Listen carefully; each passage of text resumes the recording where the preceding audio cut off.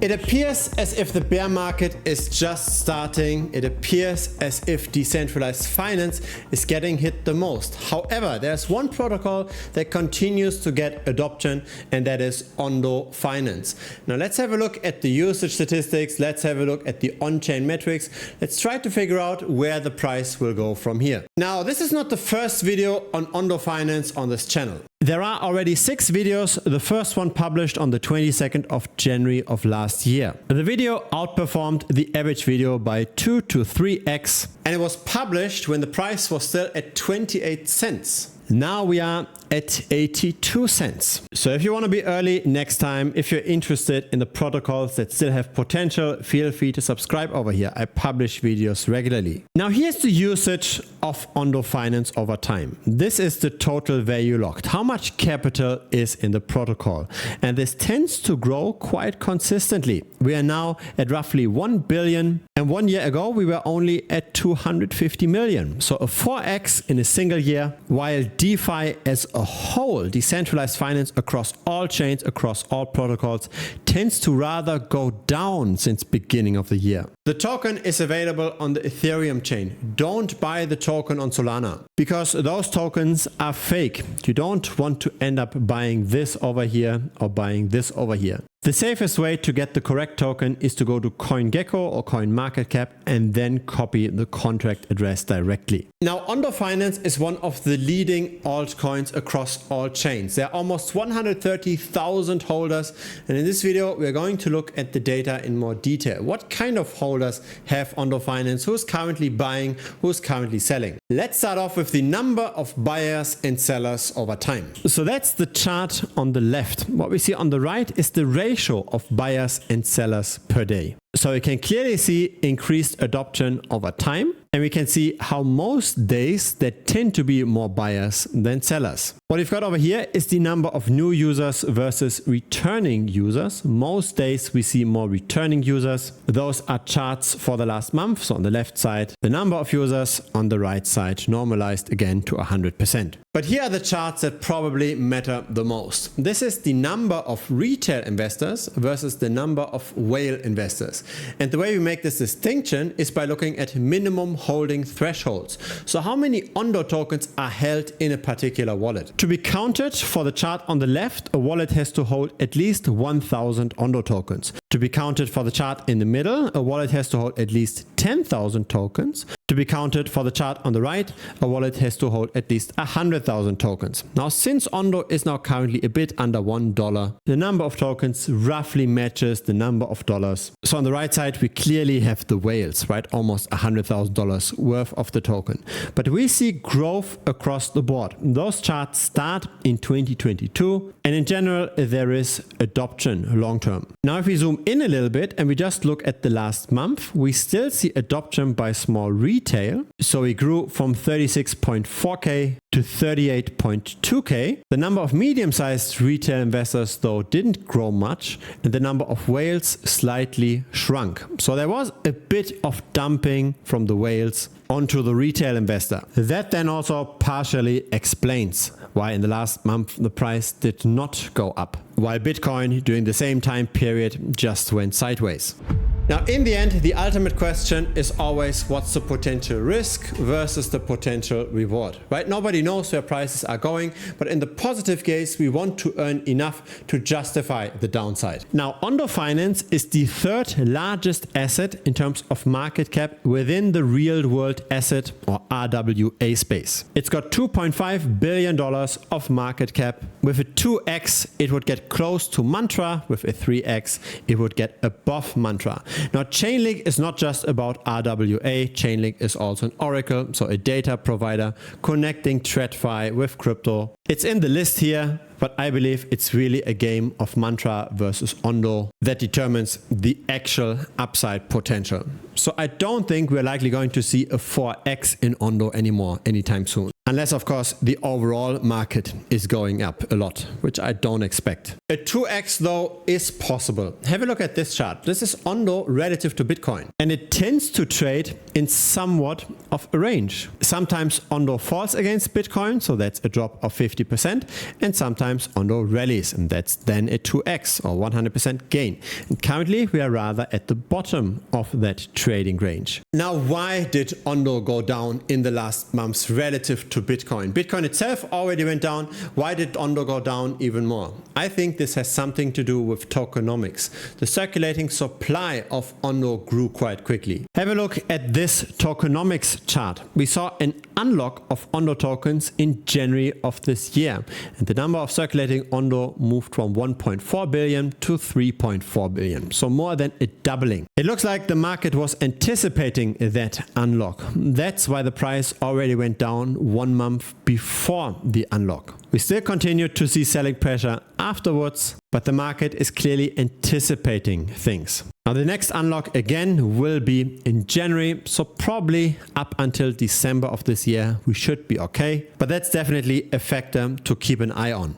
Now, when things don't look that great, when most altcoins are going down and when they especially underperform versus Bitcoin, I think actually it's time to make money. It's not time to exit the market. This is what most people do. I think that bear markets are actually the easier markets to make profit. Because have a look at this screenshot here. This is a premium member that shorted a token with a modest leverage of 3x and that made 25%. This is his message, tagging me, I made my first profit, thanks. I'm not sharing the exact asset because we are still betting on falling prices of that asset. Again, there are some very weak altcoins that sometimes pump that we can then short, where we can make very easy profit during times like this. Most altcoins are now deflating. It's an always repeating story. What we've got over here is XRP relative to Bitcoin. So this is a relatively long-term chart starting in March of 2021. And whenever we see positive news, when all of attention goes to XRP, the price is rallying, but then sooner or later we do get our crashes. And it's relatively straightforward to make money with those crashes. We're simply looking at what currently pumped a lot, where didn't we see any new all-time highs, but where are we likely going to stay in the trading range, and then we just bet on falling prices. And especially when there's currently a bear market, when a price relative to Bitcoin goes down by 74%, we can make more than even just 74%, right? We can lever this up slightly as well. Or have a look at Dogecoin, right? The same story. Elon Musk tweets about Dogecoin, it goes up, and then afterwards the attention moves to the next token, and we just see a continued price decline. This is again 74%. We made money shorting Dogecoin, by the way. So I'm sharing all the trades that I do betting on falling prices with all the premium members. There are also alternative ways where we don't have to be that active, right? There are some altcoins that are that bad in tokenomics, where the supply is increasing that quickly relative to the demand, that the underperformance relative to Bitcoin is pretty much just a straight line. So what we've got over here is Balancer relative to Bitcoin, and it simply just continues to go down. Now, the reason why I'm sharing this position here is because the tokenomics aren't as bad anymore compared to a few years ago, right? I was shorting this throughout the whole of 2024, and I've closed that short now. But the reason why charts like this exist, the reason why we can make money with this, is because the supply increases over time. But this is now Balancer, and a year ago we saw how the circulating supply would still go up by like 30-40% within a year. This is not anymore the case. So relatively speaking, Balancer doesn't expand that quickly anymore. That's why the underperformance is slowing down. That's why I'm now sharing this publicly on YouTube, right? I didn't share this on YouTube in 2023 and 2024. This is where I only shared this in premium. We really have to be realistic about the market. I believe strongly that the long term wins the game. It's always about being consistent. It's always about beating the market over the long term and have proper risk management. Making money in crypto is not just about finding the next 100x meme coin. That can work with a lot of research during a bull run, and when we've got a lot of influencers that all coordinate each other that then push up the price. But in a bear market, that doesn't work. When there's no new investors joining, that's not the way to make money. I mean, just have a look at this. This is the top 100 tokens. And what we've got over here is Bitcoin, and this is ordered by the performance in the last year. We've got 16 altcoins that outperformed Bitcoin in the last year. 2 of those altcoins, by the way, are gold derivatives. So this is just the gold price going up. So in the end, we've only got 14 out of the top 100 cryptocurrencies that did better than Bitcoin. The vast majority of altcoins did much worse than Bitcoin. And that happened during a period where Bitcoin actually went up.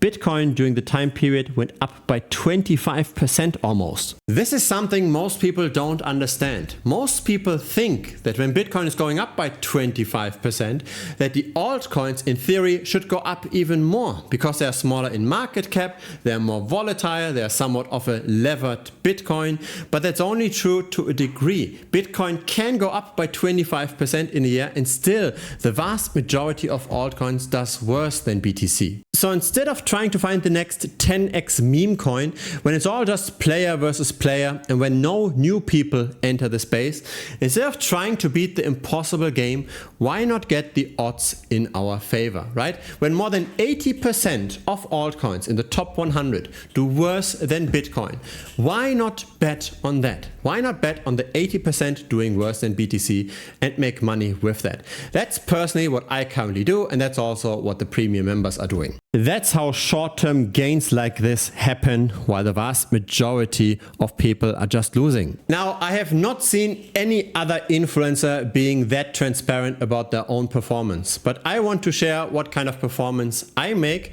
and I also want to share this over time, as in not just I have made X%, but I want to share how volatile the game actually is. Crypto trading is a game of both luck and skill. And the longer we are engaged, the more trades we do, the more the skill component will be stronger compared to the luck component, right? It's pretty much like in a casino. If you play versus a casino over the long term, you will lose money. You might win money short term, right? Because the luck is on your side, but over the long term, the odds, the expected value is what plays out. And so what we see over here is a scatter plot. How much did I outperform buying and holding Bitcoin every single month in the last 3.5 years? Some months have been incredible outperformances over buying and holding Bitcoin, right? The very best month was over here with 25% outperformance, but we also had pretty poor months, like over here, an underperformance of 18%.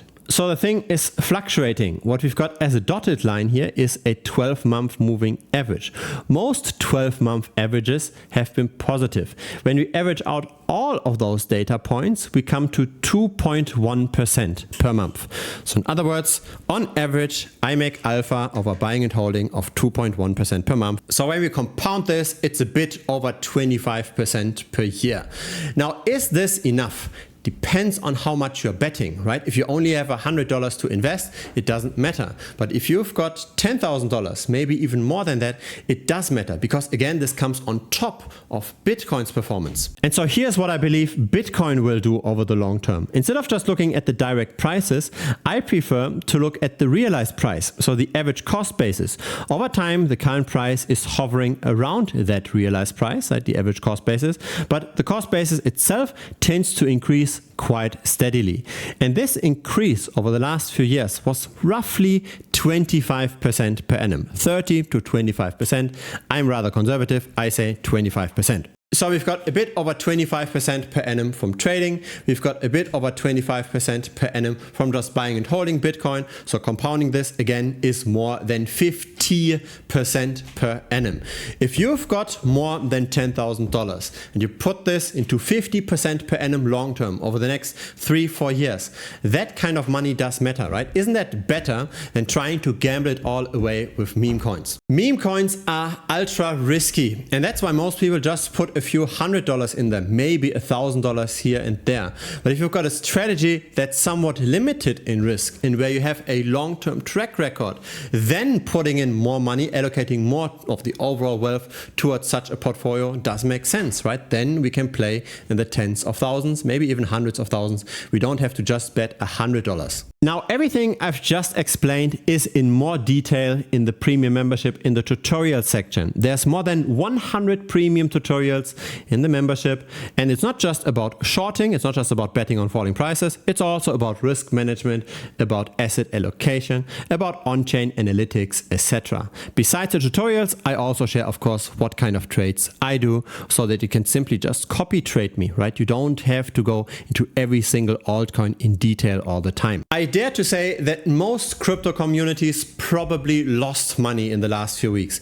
And I don't think that's true for the premium membership here. I do believe that the vast majority of our members made money because we were prepared. So feel free to check it out. It's currently $125 per month. There's also a 1-week money back guarantee. So in case you don't like premium, just message me within the first week and I refund you 100%. If it's your first time here, feel free to subscribe. I publish videos regularly. A like would be very much appreciated as well. Helps the channel grow. See you again on YouTube or see you in premium. Cheers!